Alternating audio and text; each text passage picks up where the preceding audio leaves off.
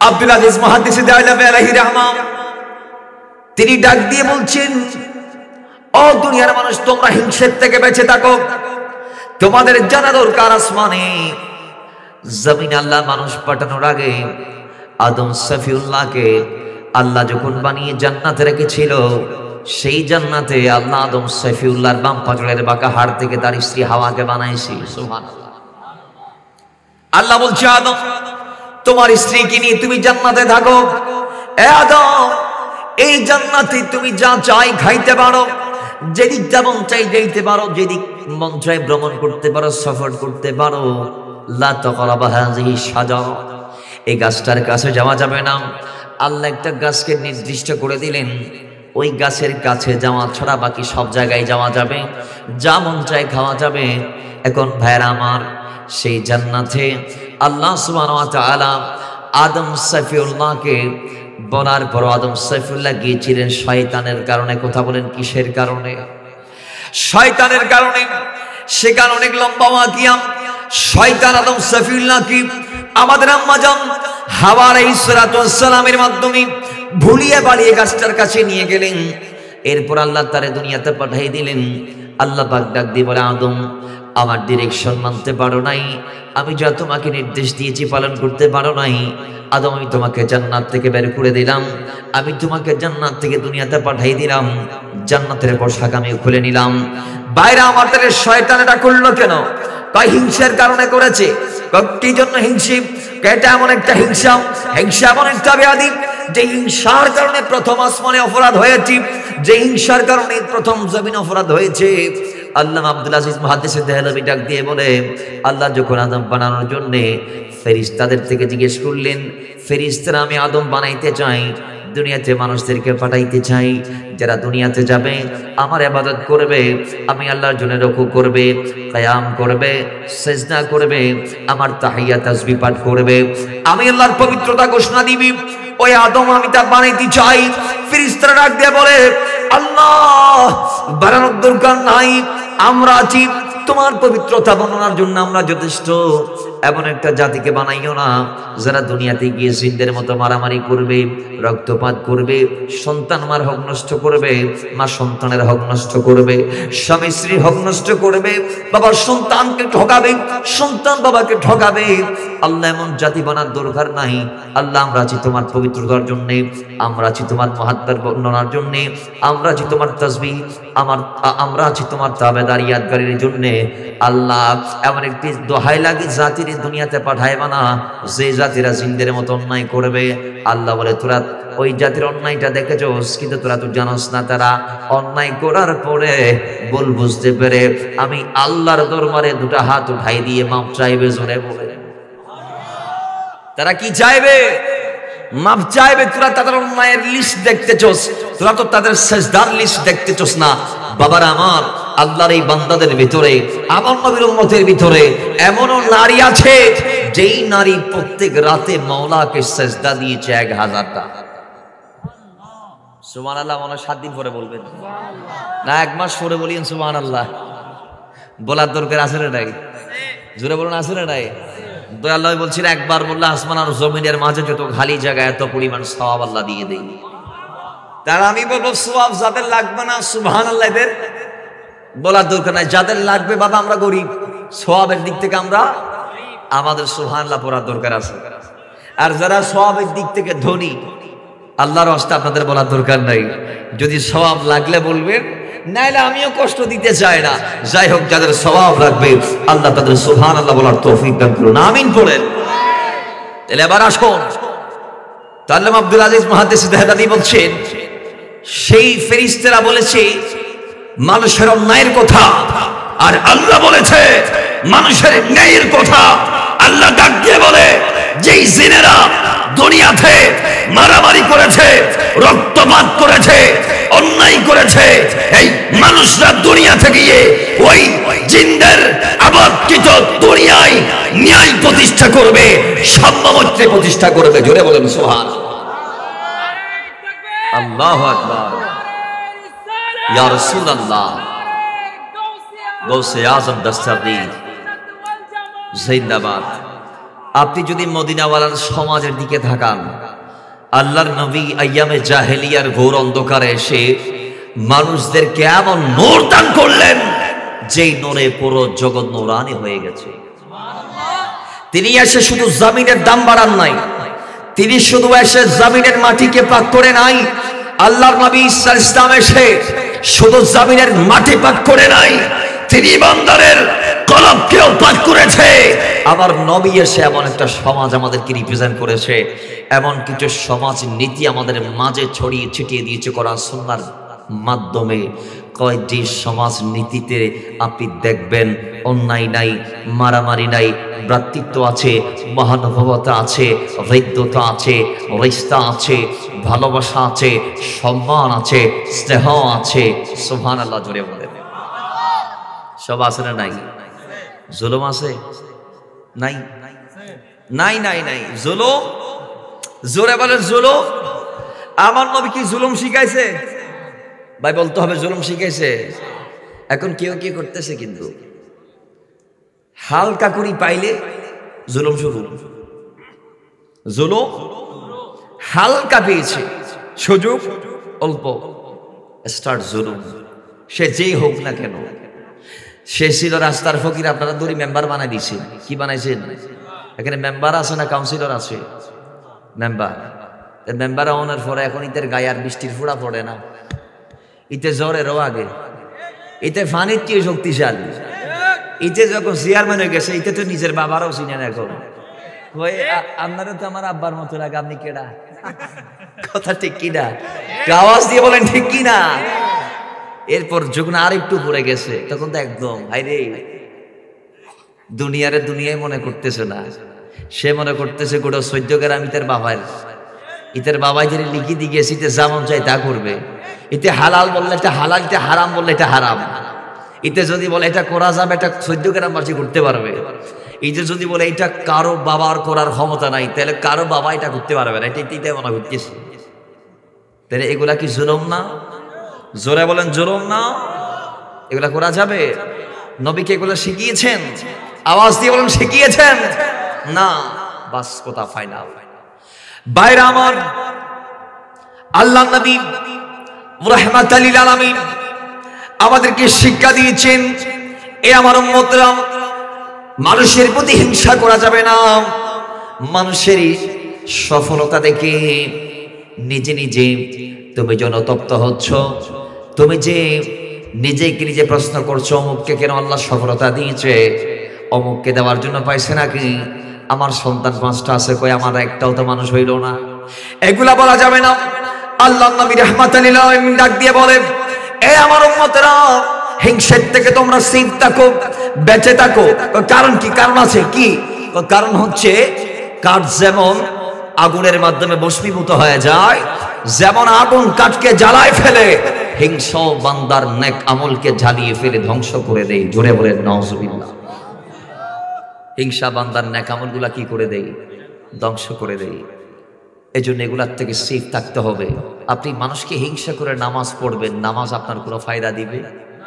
আপনি রোজা রাখবেন আর হিংসা করবেন, ওই রোজা আল্লাহর কসম আপনাকে জান্নাত দিতে পারবে? আওয়াজ জোরে জান্নাত দিতে পারবে? আপনি মানুষের ভালো দেখতে পারবেন না, এটা হিংসা মাথায় রাখবেন, এটা করবেন।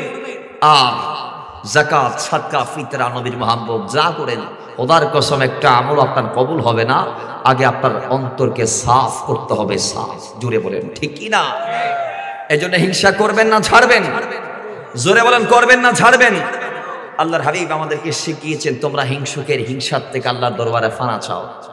আমরা বলি ওয়া মিন শাররি হাসিদিন ইজা হাসাদ, আল্লাহ তুমি আমাদেরকে হিংসুকের হিংসার থেকে হেফাজত করো, কারণ হিংসুকের কুদৃষ্টি এটা অত্যন্ত খারাপ। রাসূলুল্লাহ ডাক দিয়ে বলেছে, মানুষের বদনজর, হিংসুকের এই বদনজর মানুষকে ধ্বংস করে ফেলে। এজন্য মানুষকে হিংসা করা যাবে না। মুসলমান, আল্লাহ সবাইকে সেফ রাখুন, আমিন পড়েন। আমার নবী হাদিসে পাকে কত সুন্দর সুন্দর করে বলে দিয়েছেন যে আমার উম্মত কিয়ামতের ময়দানে উঠবে, কিছু কিছু ব্যক্তিকে দেখে নবীরা, সিদ্দিকরা ঈর্ষা করবে, ওইটা করা যাবে, ওইটা করা যাবে, ঈর্ষা করা যাবে, কিন্তু হিংসা করা যাবে না। আমি রাসূল তোমাদেরকে জানিয়ে দিচ্ছি। এখন হিংসা যদি করা না যায় তাহলে ঈর্ষা করা যাবে। ঈর্ষাটা কি? ঈর্ষা হচ্ছে আরেকজনের উন্নতি দেখছেন, আল্লাহর দরবারে শুকরিয়া আদায় করবেন আর বলবেন আল্লাহ তুমিও চাইলে আমাকে এটা দিতে পারো। সুবহানাল্লাহ জুড়ে বলেন।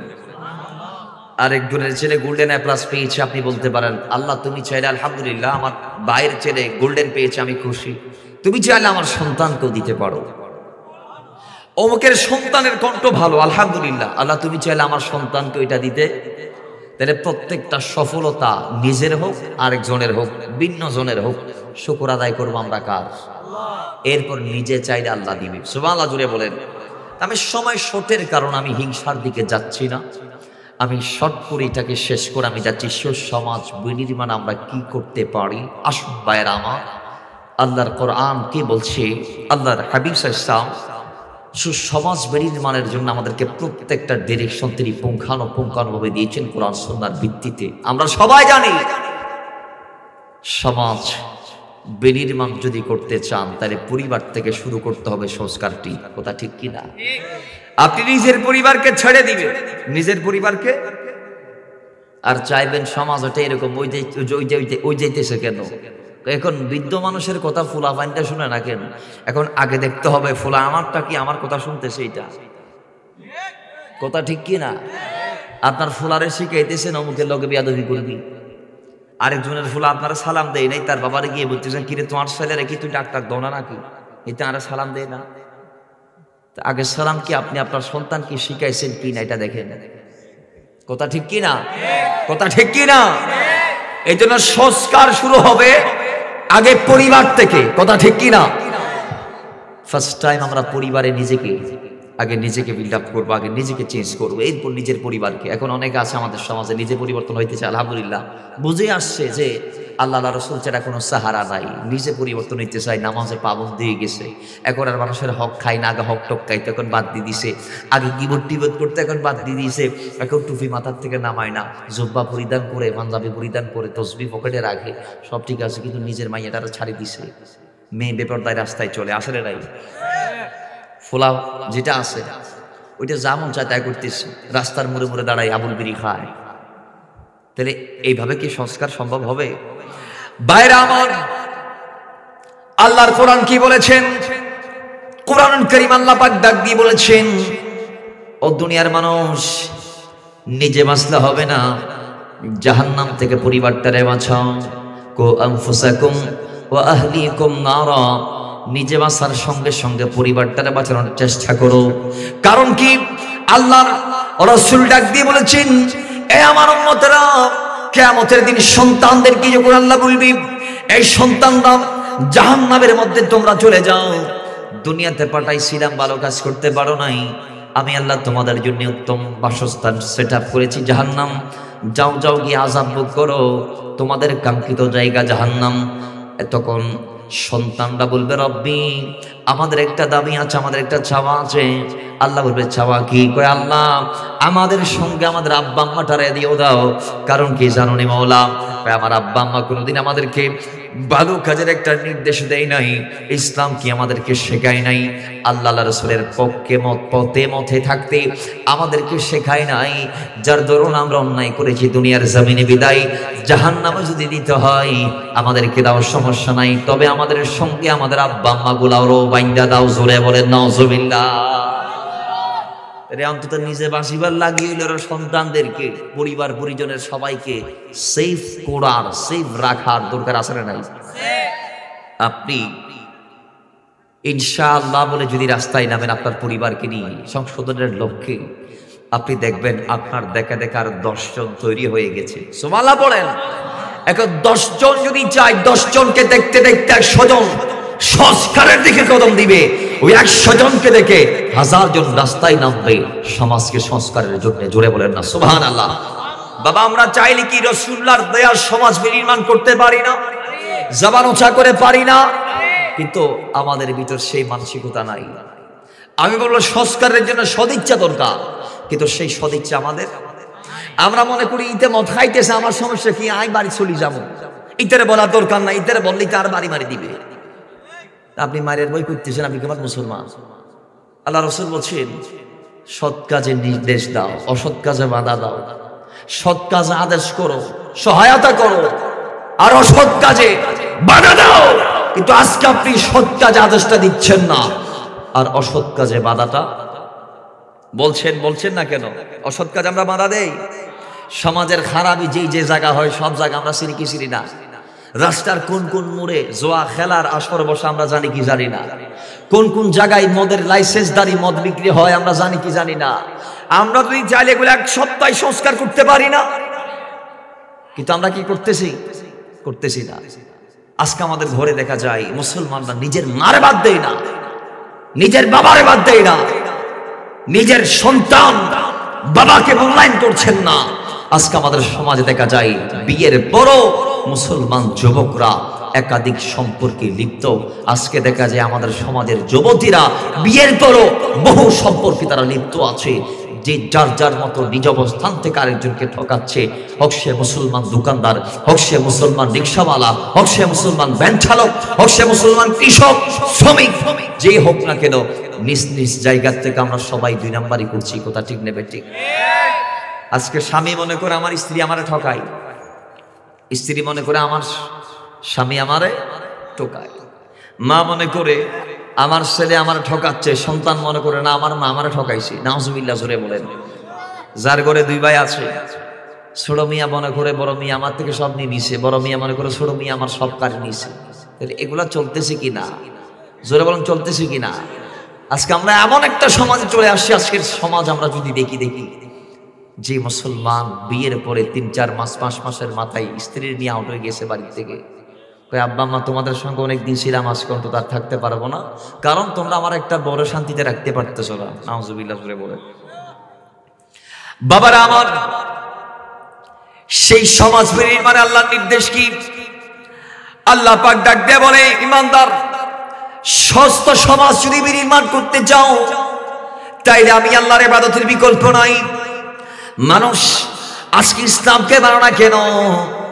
কোরআন সুন্নাহর নির্দেশ মানুষ মানে না কেন? মানুষ আজকে আল্লাহমুখী না, রাসূলমুখী না। বিদায় মানুষের দিন ইসলাম ধর্ম হিসেবে রাখতে পছন্দ করলেও তারা মানতে ভালোবাসে না। যার সমাজে ইসলামের বাণীর প্রচার প্রসার কমে যাওয়ার কারণে, এই সমাজে আল্লাহর কোরআনের বিধান কমে যাওয়ার কারণে, নবীর সুন্নাহ সিস্টেমগুলো কমে যাওয়ার কারণে, সালেহিনদের দয়াপতার মত তরিকা পদ্ধতি না থাকার কারণে আজকে যে যার মতো জীবন ধারণ করছে, এই জিন্দেগিকে তো আর জিন্দেগি মনে হয় না। প্রত্যেকে আজকে আপন আপন জায়গার থেকে দুর্ভোগের মধ্যে আছে। যে কোটি টাকার ফ্ল্যাটের মধ্যে থেকেও আজকে ইমানদার শান্তি পায় না। কথা বলেন ঠিক কিনা? ইমানদার শান্তি পায় না। রহমত উঠে গেছে দুনিয়ার থেকে, কল্যাণ নাই, সফলতা নাই। থাকবে করতে কি? আল্লাহ বলে সফলতা যদি পাইতে চাও, সুন্দর সমাজটা যদি বিনির্মাণ করতে চাও, সূরা নিসার 34 নং আয়াতে আল্লাহ পাক নিজে এলান দিচ্ছে। আল্লাহ পাক ডাক দিয়ে বলছে, ওয়া'বুদুল্লাহা ওয়া লা তুশরিকু বিহি শাইয়্যাও ওয়া বিল ওয়ালিদাইনি ইহসানা। জোরে বলেন আল্লাহু আকবার। আল্লাহ পাক ডাক দিয়ে বলছে, ইমানদার সমাজ যদি সুষ্ঠুভাবে নির্মাণ করতে চাও, আমার নবের দেয়ার সমাজ নির্মাণ করতে হলে ওই সমাজে আমি আল্লাহকে রব হিসেবে সবার মানতে হবে। আমি আল্লাহকে ছাড়া সমাজের মানুষরা কারোর ইবাদত করতে পারবে না, এবং আমার সমকক্ষ কাউরে মনে করতে পারবে না। জোরে বলেন সুবহানাল্লাহ। প্রথমত ইবাদত কার? সমাজ ইবাদত কার? আল্লাহর ইবাদত যদি সমস্ত সমাজওয়ালারা মেনে নেই, তাহলে ওই সমাজওয়ালারা আল্লাহর আইনও মেনে নিবে। কথা ঠিক কি না? ইবাদতের প্রতি যারা পরোয়া করবে, ইবাদতের মুহতাজ যারা হবে, তারা আল্লাহর আইনের মুহতাজ হবে। আর যারা আল্লাহ রাসূলকে পিঠ দেখাবে, তারা তো কোরআন সুন্নাহকে পিঠ দেখাবে। এটা স্বাভাবিক। কথা ঠিক কি না? আসুন এবার আল্লাহ পাক কি বলছে? দ্বিতীয় নম্বর আরেকটি আমি তোমাদেরকে দায়িত্ব দিলাম, সেটা কি? ওয়াবিল ওয়ালিদাইনি ইহসানা। সুন্দর সমাজ যদি বিনির্মাণ করতে চাও, তাহলে ফার্স্ট টাইম আমার ইবাদতের পরে দ্বিতীয় যেই দায়িত্ব তোমার কাঁধে দেয়া হয়েছে আমি আল্লাহ কর্তৃক, সেটা হচ্ছে তোমার মা বাবার সাথে উত্তম ব্যবহার করো, তাদের প্রতি ইহসান করো। জোরে বলেন সুবহানাল্লাহ। কিন্তু আজকের সমাজের ছেলে করে না, করতেছে না। আজকে শীতকাল চলমান, আব্বা আম্মার ঘরে ল্যাপকম্বল তোষক আছে কি আছে না, আমার সন্তানের এগুলা ধারণার দরকার নাই, জানার দরকার নাই। ইতিতের বউ ফুলারি চাকরি সূত্রে যেই জায়গায় আছে ওই জায়গায় থাকতেছে, কিন্তু মার কোনো খবর সে রাখতেছে না। কিছু কিছু মুসলমানদের ঘর আছে 4 সন্তান, কয় সন্তান, কোনো কোনো ঘরে 2 সন্তান, ছেলেরা ভাগাভাগি করে ফেলেছে। তো বর্মিয়া তুমি রাখবা 15 দিন, আমি রাখবো 15 দিন। কিছু কিছু ফুলাফাই কয় 5,000 করি, 4 ভাই আসি 20,000 করে দেবো আমাদের আব্বা আম্মাকে, আব্বা মা খাবে।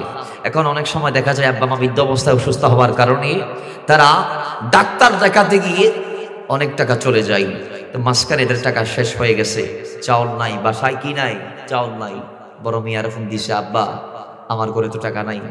তো বড় মিয়া বলতেছে আমি কি করতাম, আমি তো আমার টাকা দিয়ে দিছি 5,000, আমার নির্ধারিত যে 5,000 মাসে আমি দিয়ে দিয়েছি, মাঝে মিয়ার কাছে কল করো। তো মাঝে মিয়ারা ফোন দিছি, তো একই কথা।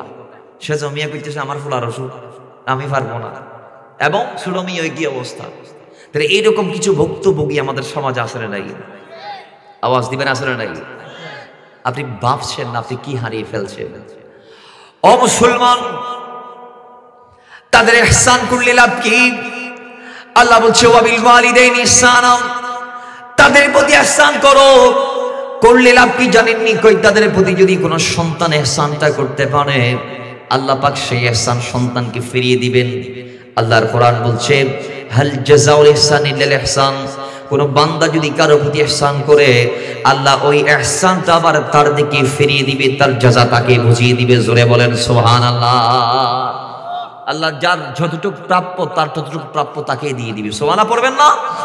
এখন বলবেন আমরা যদি আমাদের মা বাবার মতো ইহসান করি, আল্লাহ আমাদের ইহসান কেমনে করবে? কয় আপনি আপনার মা বাবার যদি সন্তান হয়ে ইহসান করতে পারেন, যেদিন আপনি মা বাবা হবেন সেদিন আল্লাহ আপনার সন্তানদের মাধ্যমে আপনার প্রতি ইহসান করাবে। জোরে বলেন সুবহানাল্লাহ। আর আপনি করবেন না, তাহলে আপনিও আশা করতে পারবেন না। সমাজের সিস্টেম এটাই সিস্টেম। দিন শেষে রাতের 12টা ঘন্টা অন্ধকার আপনাকে কাটাইতে হবে, 6টা থেকে 6টা। আর দিনের 6টা থেকে 6টা আলোতে আপনি থাকবেন। আপনি যদি সেই আলোকে মূল্যায়ন করতে না পারেন, তাহলে আপনাকে 12 ঘন্টা অন্ধকারে কাটাইতে হবে। আপনি যদি সন্তান থাকাকালীন সময় আপনার আব্বা আম্মার খেদমতটা করতে না পারেন, তাদের যতটুকু প্রাপ্য সেটা যদি আপনি দিতে না পারেন, তাহলে আপনার যখন বার্ধক্য চলে আসবে সেদিন আপনার সন্তান, আপনার সন্ততি আপনার খোঁজ খবর রাখবে না। আজকে আপনি বাড়িতে না থেকে চাকরি সূত্রে বাইরে আছেন, সমস্যা নেই, আলহামদুলিল্লাহ, আল্লাহ আপনাকে কর্মক্ষেত্র নির্ধারণ করে দিয়েছে। আপনি বিদেশে যান, যেইখানে যান, কিন্তু আপনি সঙ্গে করে আপনার স্ত্রীটারে নিয়ে গেলেন, বাচ্চাটারে নিয়ে গেলেন, বৃদ্ধ মাটারে নিয়ে যান নাই। কিন্তু আপনি কি হারাইছেন জানেন? আপনি যদি আপনার চাকরির জায়গায় আপনার মাঠারে নিয়ে যাইতে পারতেন, ওয়াল্লাহি আল্লাহর কসম, আপনি সকাল সন্ধ্যায় এক একটা হজের সওয়াব নিতে পারতেন। জোরে বলেন সুবহানাল্লাহ। আপনি ঘরে মা আছে, মোবাইল দিছেন, সমস্যা নাই, মোবাইল দিছে, মারে ভিডিও কলে না দেখে যদি ডাইরেক্ট দেখতেন, তাহলে প্রতিটা নজরে এক একটা কির সওয়াব কবুল। শুধু হজ না, কবুল হজ। হজ তো সবাই করে, কয়জনেরটা কবুল হয়? এখন প্রতি নজরে কবুল হজের সওয়াব যদি পাইতে চান, মার চেহারার দিকে নজর মারার দরকার আপনার নাই। বাইরে আমার আল্লাহ নবী জানেন রাহমাতাল লিল আলামিনের উম্মতরা গরীব হবে, তারা মক্কা মদিনায় যাওয়ার সুযোগ পাবে না, হজ করার সুযোগ পাবে না, সবাই হজ করতে পারবে না। আল্লাহ নবী রাহমাতাল লিল আলামিন এই জন্য উম্মতদেরকে বলে, এই আমার উম্মতরা, কোন সন্তান যদি মার চেহারার দিকে একটা নজর মারে, এক নজর দেওয়ার সঙ্গে সঙ্গে আল্লাহ ওই সন্তানের আমলনামায় একটি মকবুল হজের সওয়াব লিখে দিবে। জোরে বলেন সুবহান। একবার দেখলে একটা সাহাবী একজন দাঁড়িয়ে বলে, ইয়া রাসূলুল্লাহ, আমি যদি 2বার তাকাই, কয় আল্লাহ 2টা দিবে। সাহাবী ডাকতে বলে, ইয়া রাসূলুল্লাহ, ও নবী, আমি যদি বারংবার তাকাই তাইলে আল্লাহ কি বারংবার দিবেন? কয় তুমি যদি বারবার তাকাও তাহলে আল্লাহ বারবার দিতেই থাকবে। আল্লাহর ধনভাণ্ডারে সওয়াবের ঘাটতি আসেনি, কমতি আসেনি, বলেন অপূর্ণতা আছে? নাই। আপনি যতবার তাকাইবেন ততবার সওয়াব পাইবেন। এখন আপনি যদি চাকরি সূত্রে যেখানে আছেন সেখানে আপনার স্ত্রীকে নিয়ে গেলেন, সন্তানকে নিয়ে গেলেন, মাকে বাড়িতে রেখে গেলেন, খোদার কসম মাঠারাও যদি নিয়ে যাইতে পারতেন, তাহলে সকালবেলা চাকরির আগে যখন মার গিয়ে বলতেন আসসালামু আলাইকুম মা, আমি চাকরিতে যাচ্ছি, দোয়া করো, মার দিকে তাকায় বলছেন একটা কবুল হজের সওয়াব। জোহরে আবার আসলেন, আম্মা আমি চাকরির থেকে এসেছি, মার চেহারার দিকে তাকায় বললেন আর একটা কবুল হজের সওয়াব। আসরের টাইমে আপনি, জোহরের টাইমে আবার মাকে নিয়ে খাইতে বসলেন, মাকে আপনি আদর আপ্যায়ন করছেন, মা কোনটা কাবাব। আপনি তুলে তুলে দিচ্ছেন মার চেহারার দিকে, তাকায় তাকায় মার সাথে কথা বলছেন, একসাথে খাচ্ছেন। যতবার মার চেহারায় আপনার নজর পড়ছে ততবার আপনার অজান্তে ও খোদার কসম এক একটি কবুল হজের সওয়াব হয়ে যাচ্ছে। এরপর আসলে টাইম হলো, আপনি বাজারে যাচ্ছেন, গেলেন মায়ের কাছে, আম্মা বাজারে যাচ্ছে তোমার সন্তান, তার মানে আমি যাচ্ছি, মা তুমি কি খাবা, রাতে তোমার খাওয়ার চাহিদা কি বড়, আমি আনবো। মার চেহারার দিকে তাকাই বললেন আরেকটি কবুল হজের সওয়াব পাইলেন। সন্ধ্যায় বাজার থেকে মাছ বড়টা নিয়ে মার কদমে ফেললেন, মাকে গিয়ে বললেন মা দেখো কি এনেছে, হাতে তুলে দিলেন। আর মার চেহারার দিকে তাকাইলেন, আরেকটি কবুল হজের সওয়াব। এশারের সময় একসাথে খাইতে বসলেন। সেকেন্ডে সেকেন্ডে এক একটা কবুল হজের সওয়াব যে আল্লাহ আপনাকে দিয়ে দিচ্ছে, আপনার আমল নামায় জমা হচ্ছে, আপনার খবর নাই। কথা বলেন ঠিক কিনা? কিন্তু আপনি 14 গ্রামে মারে রাখি চলে গেছে, এটা পাইবেননি। জোরে বলুন পাইবেননি। আপনি কক্সবাজার ব্যাংকার চাকরি করেন, খুলনাতে আপনার পোস্টিং সেনাবাহিনীর, বউফুলা সব সবারই নিয়ে গেছেন, সব কোটারে নিয়ে গেছেন, কিন্তু মারা রাখি গেছেন, সব পাইতেছেন। বলেন মন পাইতেছেন? আচ্ছা বলুন, আপনার জান্নাত কি আপনার স্ত্রীর কদমের নিচে না আপনার মার? কোথায় কোথায়? রাসূলুল্লাহ বলেছেন ইন্নাল জান্নাতা তাহতা আকাদামিল পাহাড়। রাসূল নিজে বলেছেন আর হাদিসে, ফাইনাল জান্নাতা ইনদা রিজলাই। জাহিমা নামে একজন ব্যক্তি যখন রাসূলুল্লাহর কদমে গেল, আরজ করলেন যে ইয়া রাসূলুল্লাহ আমি জিহাদের ময়দানে যাইতে চাই, আমাকে কি অনুমতি দেবেন? আল্লাহ নবী বলে তোমার ঘরে কি মা আছে? হাল্লাকা মিন উম্মিন? ক্বালা না। সাহাবী বলে হ্যাঁ আছে, মা আছে। তো রাসূল ডাক দিয়ে বলে ফালজামহা, তোমার জন্য উচিত হবে তোমার মায়ের কদমে যাওয়া, কারণ ফাইনাল জান্নাতা ইনদা রিজলাই, তোমার জান্নাত তোমার মায়ের কদমের নিচে। জোরে বলেন সুবহানাল্লাহ। আপনি মাকে ছাড়ি কোথায় গেছেন? মক্কায় মদিনায় হজ করতে পারবেন, কিন্তু কবুল হবে? জোরে বলেন কবুল হবে? এজন্য ভাইরা আমার, সমাজটাকে বিনির্মাণ করতে চাইলে মামার প্রতি ইহসান করা লাগবে। দ্বিতীয় নাম্বার, আল্লাহ সুবহানাহু ওয়া তাআলা ডাক দিয়ে বলে ওয়াবিজিল কুরবা ওয়াল ইয়াতামা ওয়াল মাসাকিন ওয়াল জারি যিল কুরবা ওয়াল জারিল জুনুব ওয়াস সাহিবি বিল জানবি। আল্লাহ পাকের পরে ডাক দিয়ে বলে ওয়াবিজিল কুরবা, মা বাবার প্রতি ইহসানটা করার পরে ওই ইহসানটা তুমি তোমার আত্মীয় স্বজনদের প্রতি করো। আজকের সমাজ আমরা দেখি চাচার প্রতি বাতিজার সম্পর্ক নাই। কেন? কই ভাই ভাই মারামারি ছিল, বাতিজারাও চাচারা ভুলে গেছে।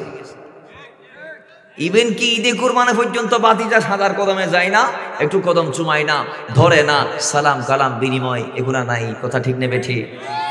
এমনও সম্পর্ক আছে আমাদের সমাজে, বলি দিছে ছোট মিয়া তুই যদি আর বাপের ভুল হই থাকস তাহলে তুই আর জানাজা তো আসবি না। ছোট মিয়া কইতেছে কি তোমার তো বেরো কমলি, তুই মরি যাবা, শীতই যাবা, তারপর আয় যাইতাম মারা গেছে বড় ভাই। ছোট মিয়া চেহারা দেখে নাই, এলাকার মানুষ সবাই দড়ি জোর করে ভাইয়ের সামনে নিয়ে গেছে। মৃত্যু সজ্জায় এলে একবার দেখ কি হয়েছে তোর ভাই জিন্দা অবস্থায়, বলছে এখন তো আর নাই, চলে গেছে। এখন কার সাথে অভিমান, সেই তো আর নাই। সমাজ এগুলা চলে কি চলে না? আজকের সমাজ আমরা দেখি বড় ভাই আগে বিয়ে করছে, তার বাচ্চা কাচ্চা মানুষ হয়ে গেছে, আর ওই বড় ভাইয়ের ভাই ছোটটা, অর্থাৎ বড় ভাইয়ের সন্তানদের চাচা, তো এই চাচা এখনো লাইন হইতে পারে নাই, ফুলা মাইয়া সব ছোট ছোট। তো বড় ভাই ফ্ল্যাট বাঁধতেছে, ঢাকায় বাড়ি নিচ্ছে, গাড়ি নিচ্ছে, জমি জমা করে করতেছে, কিন্তু আপন ভাইয়ের দিকে সেও তাকায় না, দেখে না, খবর রাখে না। আর তার সন্তানগুলো ছোট্ট চাচার খবর রাখতেছে না, আসলে নাই। বড় মেয়া কুলসিতে ফ্ল্যাটের মালিক, ঢাকা বসুন্ধরা ফ্ল্যাট আছে, কিন্তু ছোট মেয়ে এখানে ভিক্ষা করতেছে। কি করতেছে? জোরে বলুন কি করে? এগুলা কি সম্পর্ক ঠিক রাখা হলো? জোরে বলুন কি এগুলা কি সম্পর্ক ঠিক রাখা হলো? আল্লাহ বলে ওয়াবিজিল কুরবা, তুমি তোমার ইহসানটা শুধু মা বাবার জন্য রাখবা না, তোমার মায়ের ভাই বোন, অর্থাৎ তোমার মামা মামি, তোমার খালা খালো, তোমার চাচা চাচি, তোমার দাদা দাদি, তোমার ভাই বন্ধু আত্মীয় স্বজন যারা আছে সবার প্রতি, এক কথায় তোমার পর্বতে যারা আছে, এক কথায় আত্মীয় যারা যারা আত্মীয়, এদের প্রতি ইহসানটা করতে হবে। আজকের সমাজ আমরা দেখি ঈদে কুরবান ছাড়া আমরা এক আত্মীয় আর এক আত্মীয়ের মুখোমুখি হবার সুযোগ, একটা ফোন দেওয়ার সুযোগ নাই। ভাই বোনদের বিয়ে দিছে, ভাই মনে করতেছে আমার দায়িত্ব শেষ, আমি আমার বোনদের বিয়ে দিছি তো, যৌতুক দিছি তো, ইতার জামাইরা আমি ফোনটা কিনে দিছি তো, ইতার ফুলারা আমি ল্যাপটপ কিনে দিছি তো আমার ভাগ্নারে, ভাই আমার দায়িত্ব শেষ হয়ে গেছে, ফোন দেওয়ার কি দরকার? কথা ঠিক নেবে ঠিক? কথা ঠিক কি না? এগুলা করলে সমাজ বিনির্মাণ সম্ভব হবে? জোরে বলেন সম্ভব হবে? বাইরে আমার আল্লাহ পাক ডাক দিয়ে বলে ওয়াবিদিল কুরবান ওই ইহসান যেটা মার সাথে করবা সেটা আত্মীয়দের প্রতি করতে হবে। শুধু আত্মীয়দের প্রতি করলে হবে না। এরপর আল্লাহ পাক ডাক দিয়ে বলে ওয়াল ইয়াতামা, সমাজের মধ্যে এতিম সন্তান আছে না নাই? সমাজে এতিম বাচ্চা আছে না নাই? আজকে ম্যাক্সিমাম চায়ের দোকানে দেখবেন যে সন্তানগুলা ছোট্ট অবস্থায় চায়ের দোকানে কাজ করে, মুদির দোকানে কাজ করে, ড্রাইভারি করে, সিস্টেনি করে, ভাইরা আমার ছোট্ট অবস্থায় যে সন্তানগুলা কাজ করে, ম্যাক্সিমাম সন্তান বাবা হারানোর কারণে এই কাজগুলা করতেছে বা বেছে নিয়েছে। বাবারা আমার আজকে তাদের বাবা যদি থাকতো, সোনার চামচ মুখে নিয়ে হলে তারা বড় হতো, কিন্তু আজকে বাবা নাই বলে তাদেরকে পেশায় নিয়োজিত হতে হয়েছে। জীবন জীবিকার তাগিদে তারাও রাস্তায় নামতে বাধ্য হয়েছে, যার দরুন তারা আজকে চায়ের দোকানে চাকরি করে, মুদির দোকানে চাকরি করে।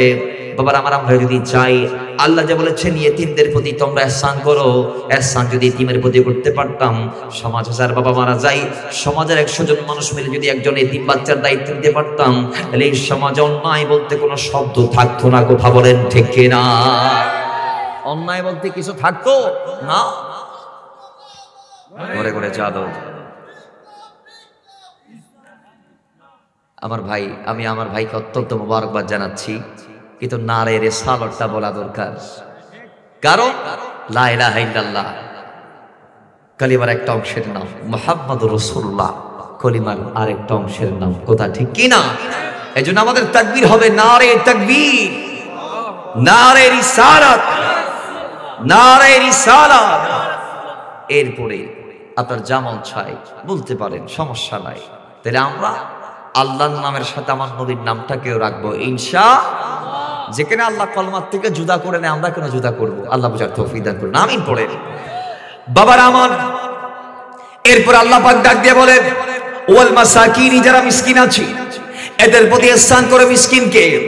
সমাজ আমাদের একটা ধারণা, আমরা মনে করি যার মাও নাই বাবাও নাই তিনি মিসকিন। আমরা তো এটাই মনে করি। কথা ঠিক কি না?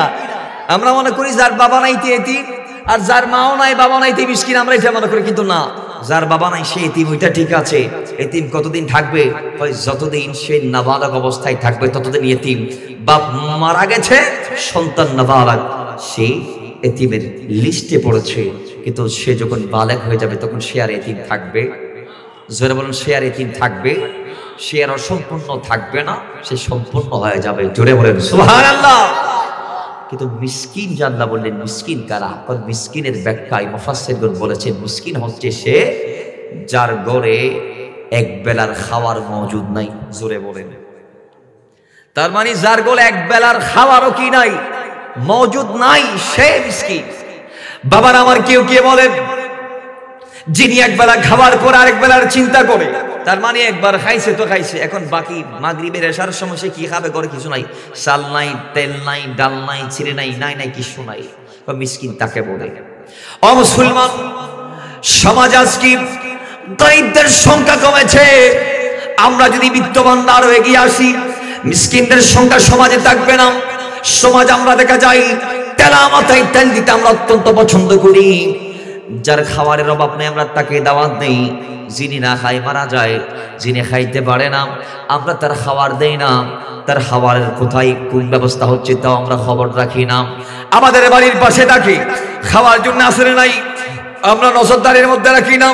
আমাদের বাড়ির পাশে যাদের বাড়ি, শীতকালে তারা ভালোভাবে চলতে পারছে কি পারছে না, লেপ কম্বল আছে কিনা, শীতের জামা তার ছোট্ট ছোট্ট বাচ্চাদেরকে দিতে পারছে কি পারছে না, আমরা খবর রাখি না। কথা বলেন ঠিক নেবে ঠিক?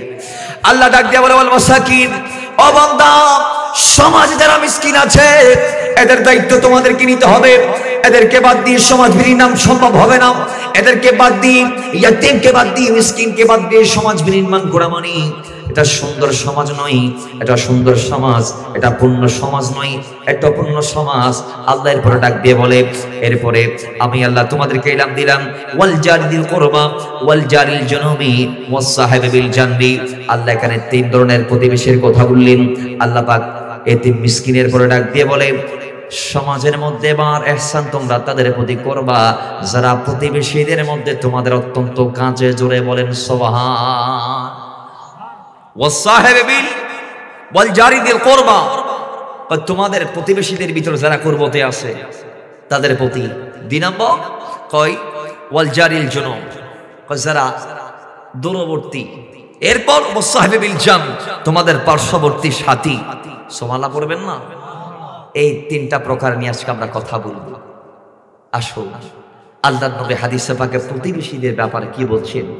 রাসূলুল্লাহ ডাক দিয়ে বলছেন সাহাবায়ে কেরামদেরকে। হাদিসটা বর্ণনা হচ্ছে তাফসীর ইবনে কাসিরের মধ্যে, এই সূরা নিসার 34 আয়াতের তাফসীরে। আন জাবির ইবনে আব্দুল্লাহ قال قال رسول الله صلى الله عليه وسلم الجيران ثلاثة جار له حق واحد وهو أدنى جيران حقا جاره حقا وجار له ثلاثة حقوق وهو أفضل جيران حقا فأما الجار الذي له حق واحد فجار مسلم لا رحم له حق الجوار وأما الجار الذي له حقان فجار مسلم له حق الإسلام وحق الجوار وأما الذي له ثلاثة حقوق ফাজার মুসলিমুন যু রাহিমিন লাহু হাক্কুল জাওয়ারি ওয়া হাক্কুল ইসলামি ওয়া হাক্কুর রাহিমিন। জোরে বলেন না সুবহানাল্লাহ। রাসূল ডাক দিয়ে বলে প্রতিবেশী তিন প্রকার। প্রতিবেশী কয় প্রকার? তিন প্রকারের একজন যিনি আপনার সাথে একদিক থেকে সম্পর্ক রাখে। সুবহানাল্লাহ জোরে বলেন। এগুলা জানার দরকার আছে না নাই? এখন তো আমরা মনে করতে প্রতিবেশী না, প্রতিবেশী তিন প্রকার।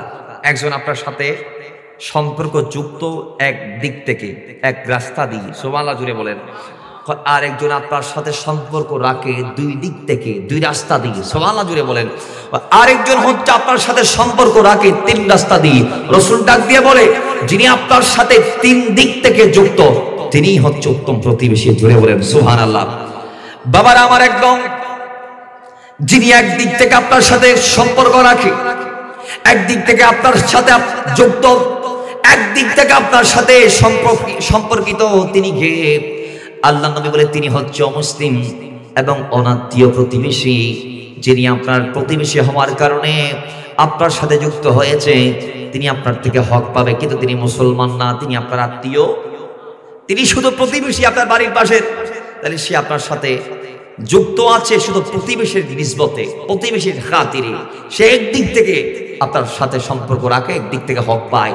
দ্বিতীয়, যিনি মুসলিম কিন্তু আপনার আত্মীয় না, মুসলিম কিন্তু আপনার আত্মীয় না, তিনি আপনার প্রতিবেশী হওয়ার কারণে একদিক থেকে, কিন্তু দ্বিতীয় দিক থেকে হচ্ছে সে মুসলমান।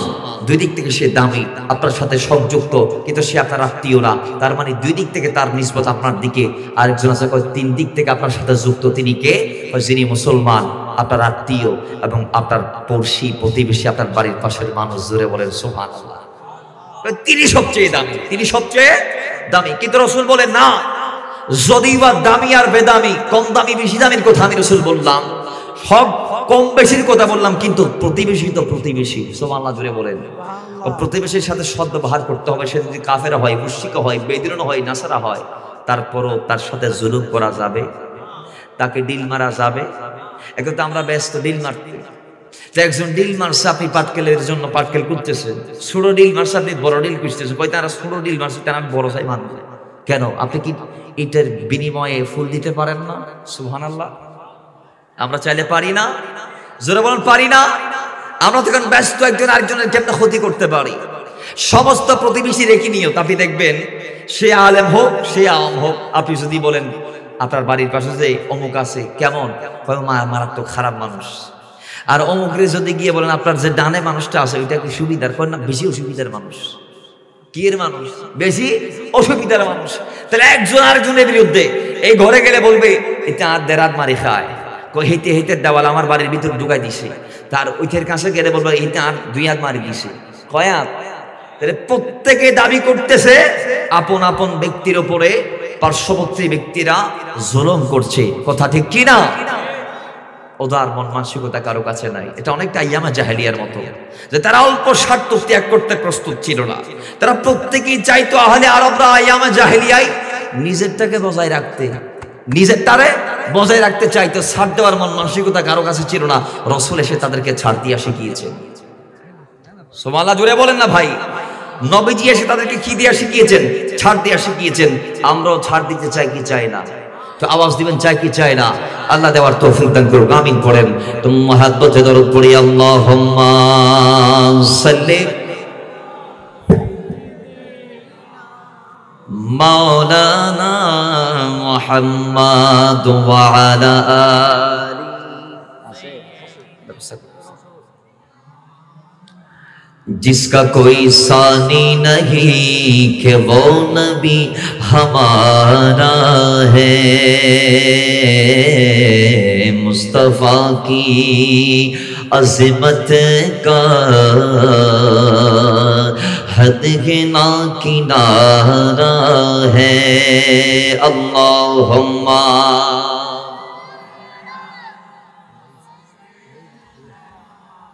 मौलाना मुहम्मद व अला आलि सय्यिदना। বাবার আমার, আমরা তো প্রকারের কথা বলেছি, প্রতিবেশী তিন প্রকার। এবার জানবা প্রতিবেশী কারা, কাদেরকে প্রতিবেশী বলা হয়। মাওলা আলী ডাক দিয়ে বলে যে তোমার আওয়াজ শুনতে পাই, তোমার বাড়ির যতটুক বাড়ি পার্শ্ববর্তী ডানে বামে সামনে পেছনে তোমার ঘরের চারপাশে যত বাড়ি আছে, তুমি ডাক দিলে তোমার ডাক যতটুক যাই, যারাই তোমার ডাক শুনে মুসলমান জেনে রাখো তারাই তোমার প্রতিবেশী। জোরে বলেন সুবহান। যারা তোমার ডাক শুনতে পায় তারা তোমার প্রতিবেশী, মাওলা আলী বলছে। এরপরে কেউ কেউ বলছেন যারা তোমার সাথে একসাথে ফজরের নামাজ আদায় করে মসজিদে, এরাই তোমার প্রতিবেশী। সুবহানাল্লাহ। আর তাই আশা বলছে তোমার বাড়ির চারপাশের 40 ঘর, কয় ঘর? চারপাশের কয় ঘর? 40 ঘরের ভিতর যারা আছে তোমার ডানে বামে সামনে পেছনে, এরাই তোমার প্রতিবেশী। একটু জোরে বলেন সুবহানাল্লাহ। এরপর ইমাম শাফি ও ইমাম আহমদ ইবনে হাম্বল বলছেন যে একই কথা হযরত মায়েশা যেটা বলেছেন, তোমার বাড়ির আশপাশের যে 40টা ঘর আছে, ওই 40 ঘরে যারা অবস্থান করছে এরাই তোমার প্রতিবেশী। জোরে বলেন সুবহানাল্লাহ।